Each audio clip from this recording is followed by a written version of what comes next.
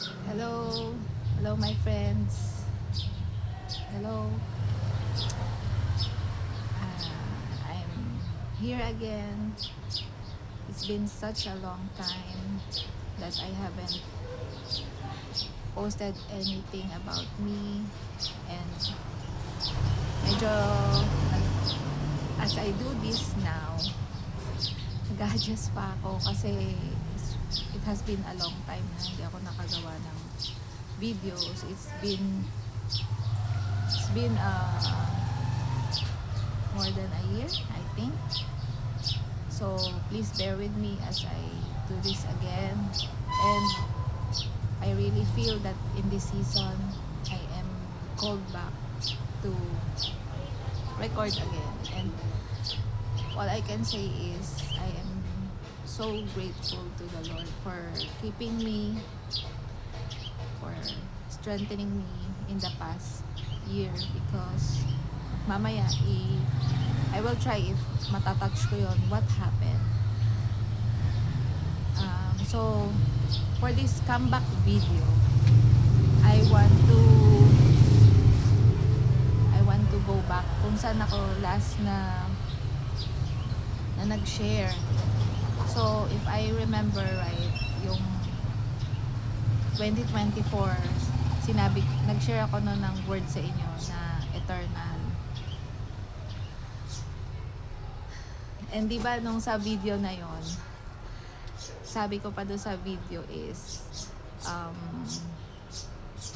let's see what this year unfolds. Why I got that word? Why eternal? Diba? So in the year 2024, so ang word ko nun is 2 Corinthians 4:18. Ang sabi doon, so we fix our eyes not on what is seen, but on what is unseen.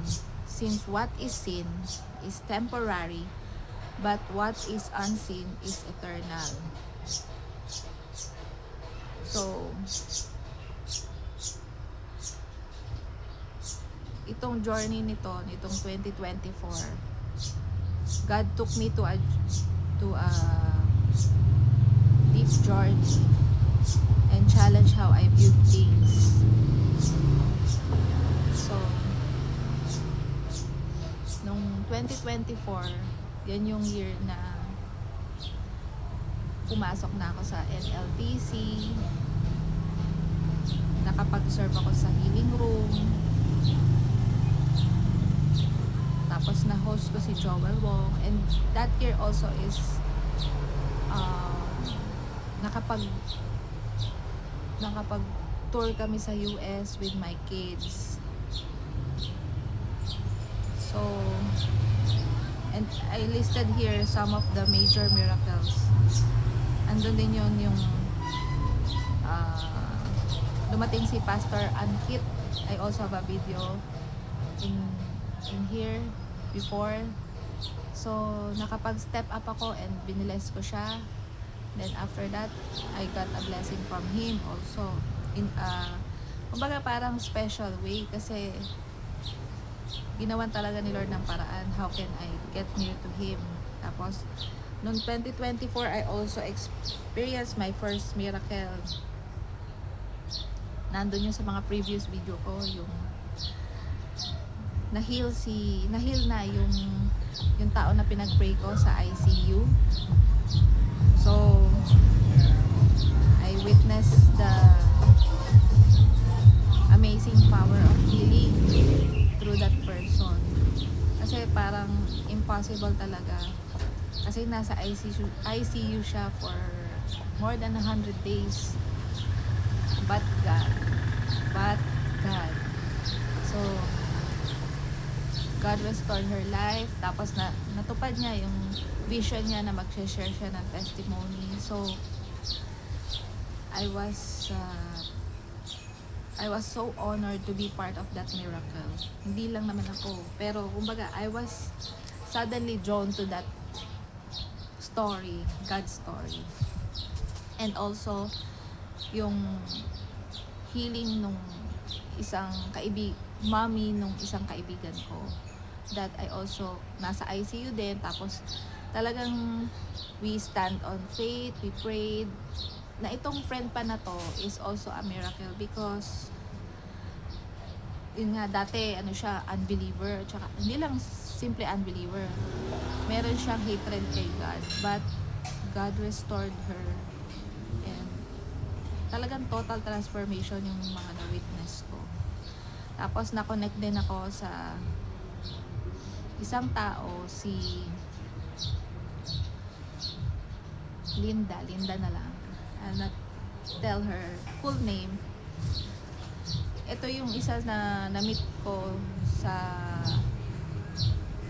US.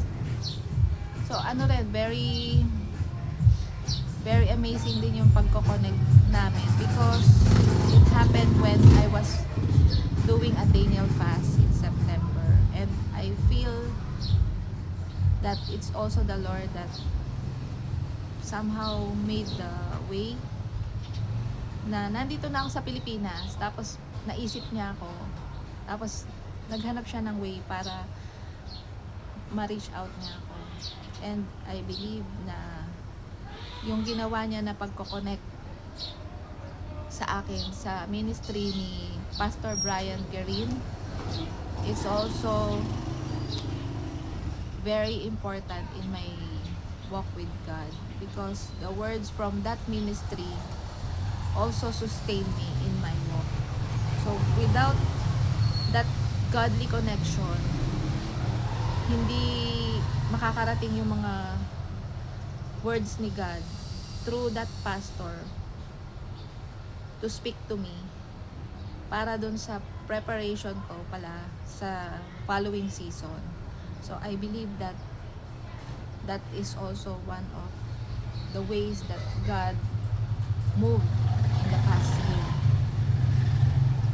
At alam mo ba, I also got the privilege to, di ba may tao na nakwento ko na yung nasa ICU na pinag-pray ko, na na-heal na. After that, they invited me to their newly built house. Na yung house na yon, they are building that when the sickness came. So talaga ang daming ginawang attacks ng enemy sa couple na ito or sa family na ito. So they were building the house, tapos meron siyang 2-month-old baby, tapos bigla siyang nagkaroon ng isang autoimmune disease na very hindi ba mysterious, but very hard to manage talaga. But praise the Lord, all the plans of God prevailed for the life of this woman, this mom. So nagulat din ako nung bigla nila akong in-invite to be a part of that house blessing. And you know what, ano rin, parang hindi dapat ako makakapunta, pero sabi ko sige, kasi at that time ang dami ko ring problem, ang dami kong pinagdadaanan with my son. And then but then yun nga we don't, because our eyes are fixed on what is unseen, we know that these things are temporary. So even in my struggle, I went, and kumbaga yun yung way ko to fight back the trials that the enemy is throwing my way. So I went, and then I told them my story, not completely the story, but I told them that I have a struggle with my son. And then you know what, when the celebration began, they suddenly chose me to speak the blessing for the house. So para sa akin, it's a big privilege to be chosen to dedicate that house, kasi of other people there, I really felt who am I? Who am I to be the one to do that, such an honor, to dedicate that beautiful house to the Lord. So, tsaka kinlaim ko rin yung testimony ko noon nung dumating ako dun sa house na yun, na I went here because I want to share, or I want to partake in your testimony that someday kasi ang kausap ko yung yung nanay nung mom. So sabi ko, grandma, sabi ko, I want someday also my children to have their own house when they got married already. So I want to partake that testimony. Kasi 'di ba, kapag yung it's such a blessing when you see your children na they have their own house, diba? They're doing good in their life, diba? Good marriage, godly marriage. So sabi ko doon sa grandma, I want to partake this testimony. That's why I came. Despite na yun yung nararanasan kong circumstance at that time is not favorable. So that's how the Lord trained me to keep my eyes on what is eternal. And then, so yun yung isang mga, I also got the privilege to attend the Revival Philippines in MOA. And it coincided to the time na malapit na yung birthday ko. So I met Apostle Catherine Crick, and I was able to speak a little with her during the book signing. And also that's I remember that September before my birthday is I also finished a Daniel fast at that time. And that Daniel fast is also a big marker or big story. Not big story, the big parang very special marker nung year na yon, because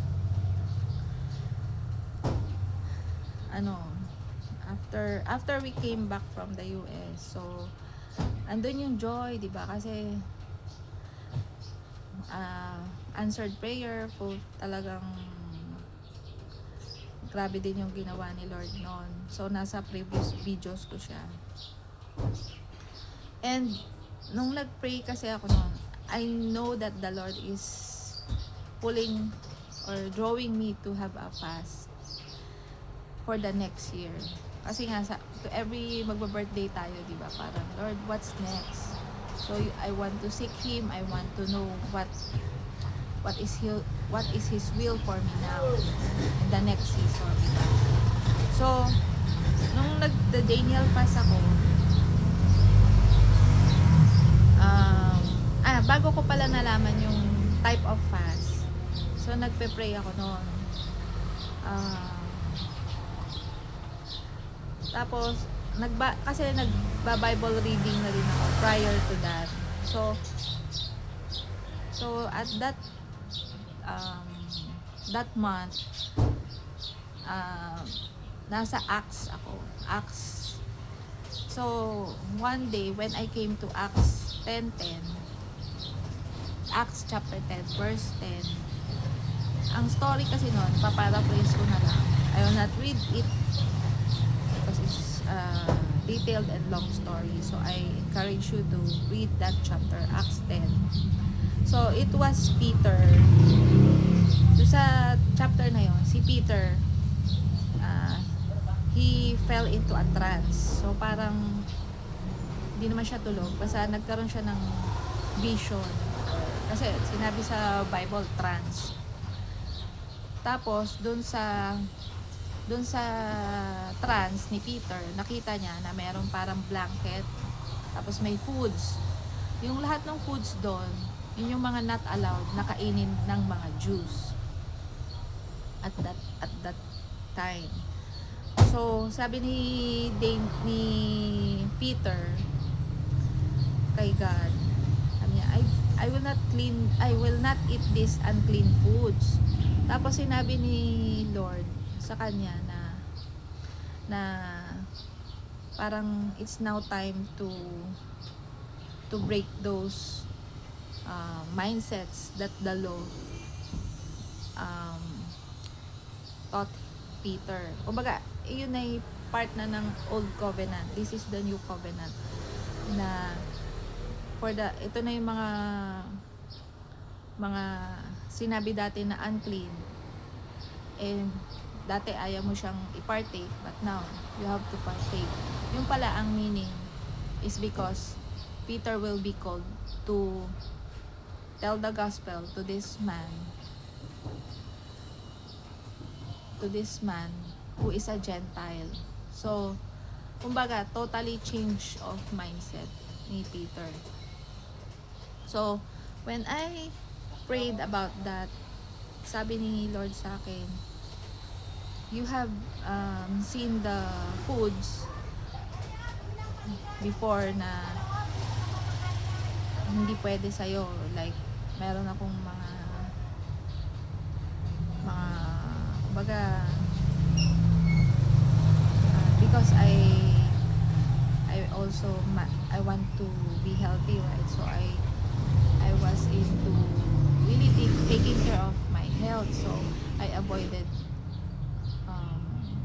certain kind of foods like rice, bread, pasta, and then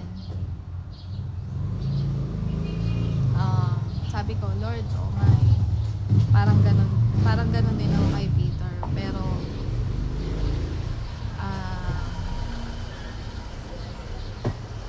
hindi naman ibig sabihin ni Lord na sige, go ahead. Kasi nga fast, sabi ko. Ang tinatanong ko kasi nung kay Lord, Lord, what type of fast you want me to do? Kasi nga, since, kumbaga, na ako noon, parang nasa fasted lifestyle na ako noon, na naka-intermittent fasting ako, tapos, yung maano rin ako sa food. Kumbaga, hindi na ako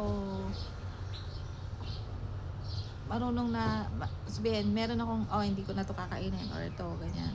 So, parang, nung ina-analyze ko yun, yung types of fast, nakita ko yung Daniel fast is opposite of low carb or keto diet, ganyan. Kasi, for the longest time, parang nandun ako sa low carb. So, tinignan ko yung Daniel fast, nandun yung mga sweet potato, bananas, na kumbaga inalis ko yun sa diet ko. Kasi nga parang naisip ko na they are not good. So sabi ko, so for me to eat them back again, parang kumbaga talaga yun, parang kasi nga parang nagkaroon na ako ng bad na pagtingin doon. So parang sige Lord, I'll do that. Kasi yun yung may challenge, di ba? Kasi kung halimbawa low carb, very easy na yun sa akin. Hindi na siya way of fasting. Kumbaga walang cost, kumbaga wala akong parang kailangan na hindi siya mahirap, parang gano'n. So pero yung Daniel fast, since yun yung mga foods doon, for the longest time, ilang years na rin, I avoided those foods. So parang ngayon, sige Lord, I'll break I break my mindset about that kind of foods. So during the Daniel fast, I remember one of the days I was taking a walk, tapos again the word came to me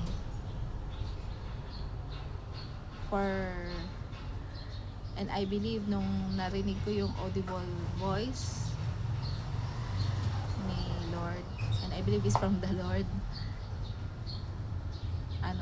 that the word just came. I'm not asking, Lord, what's ano, di ba? But prior to the fast, I asked, Lord, what's next for me? So alam po, isang araw yun, naglalakad ako. I remember it vividly. Bigla lang nagsalita siya sa tenga ko. Sabi niya, surrender. So sabi ko, Lord, yun ba yung word mo sa akin for 2025? So I caught it, and then I put it in my heart. Of course, that's how we pray, diba? So, and yung last quarter na yun ng year, ang daming mga naging ano ba, mga hindi nag-stop yung mga trials. Nagkaroon ng mga financial struggles sa business, daming parang ano ba, distractions na Lord, what's happening? Na kumbaga yun nga yung pinag-pray mo nung Daniel fast, diba? Pero hindi agad kumbaga wala agad na nakita ka na ito yung result ng fasting ko. But even in that, so I call it a storm. So even in that storm, that last quarter of 2024,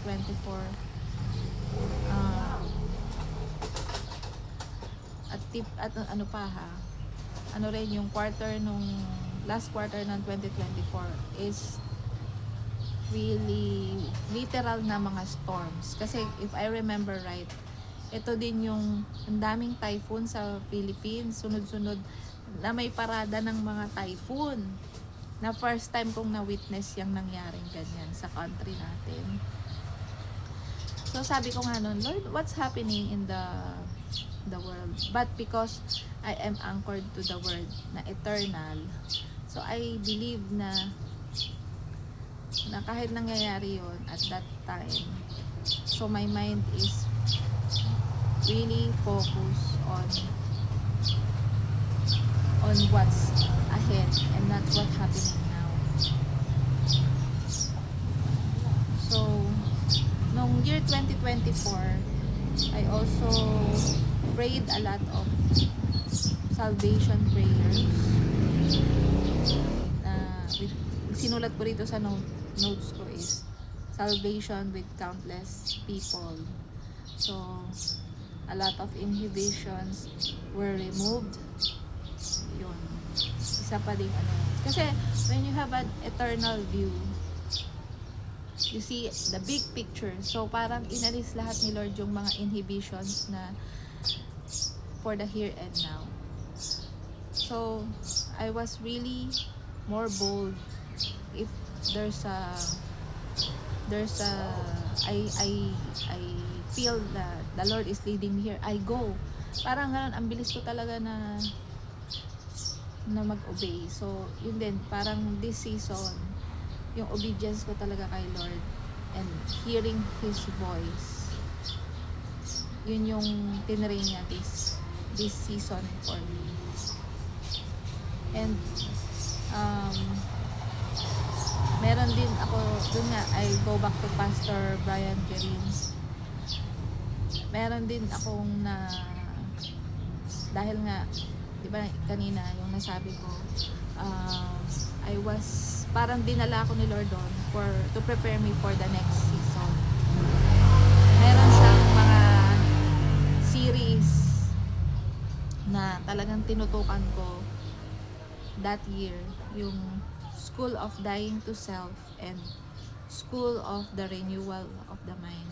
So if you are curious, School of Dying to Self and School of the Renewal of the Mind, Pastor Brian Guerin. So I'm not sure if I will be able to add that links here, pero you can search that in YouTube. And I tell you na talagang life-changing yung mga lessons na yun. Actually, it's a series. Medyo marami siya,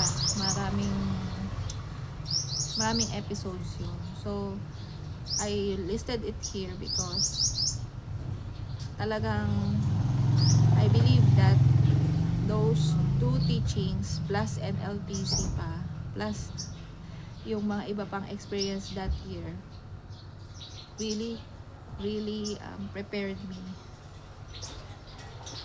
what does eternal mean. Tapos nung towards December na, so diba kanina September, tapos towards December,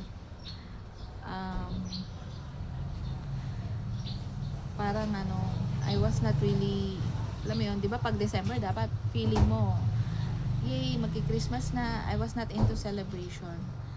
Ang feeling ko nung last December ng 2024, I was seeking God, asking what it really means to surrender. Kasi remember, yun yung spoken word niya sa akin for the coming year, 2025. And yun na, nandito na yung turning point. Ito na yung plot twist, kumbaga. So towards the end of December, doon na nangyari yung when I confirmed na surrender talaga yung word ko for 2025. Kasi diba doon sa previous videos ko, yun yung kinukwento ko na how do I prepare for the next year. Ito ba talaga yung word mo, Lord? So I believe na yun nga, I was seeking God. Tapos alam mo, December 29, 28 towards the new year, may hindi magandang nangyari. And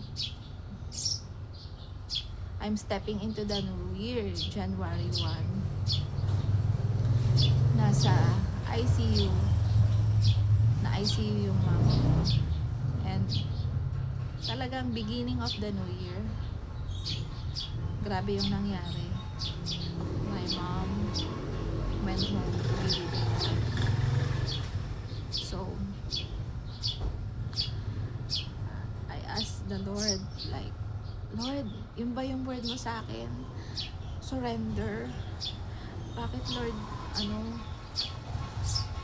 Lord, ito ba yung surrender na sinasabi mo? Why is it so costly? Yun yung talagang exact words na sinabi ko sa kanya. Why is it so costly? But I will give details of that in the next video. Before I will release this video, ito kasi, itong notes ko, ginawa ko na to nung I tried to record video around March last 2025. Pero alam mo, siguro hindi pa talaga time, no? Yung video na yon hindi ko na publish. And I don't know why. Maybe it's not the right time.